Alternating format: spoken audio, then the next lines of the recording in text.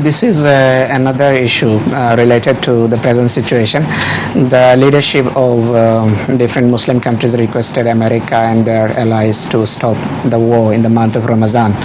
So nowadays there is a ongoing debate here on television and radio, and they are presenting different Muslim references. They say Muslims also fought in the month of Ramadan, especially the refer to Badr. So what is harm in it if we continue with this war? No, it is not haram to fight during the month of Ramadan if the enemy attacks you during this. Badr was fought as a war of defense. It was not an offensive. So this should be remembered. And they can call, Americans of course, that we are defending ourselves after an attack was made upon us, and a horrible attack, and when these blew out huge buildings, etc. So the same excuse can be taken by them.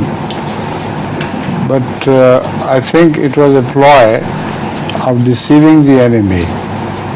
The enemy thought it will take a long time and full Ramadan will be spent during the war, and they gave them a surprise. They have already occupied most of Afghanistan, and only I think 1 or 2 cities are left which will be taken over within a matter of few days before the Ramadan, inshallah.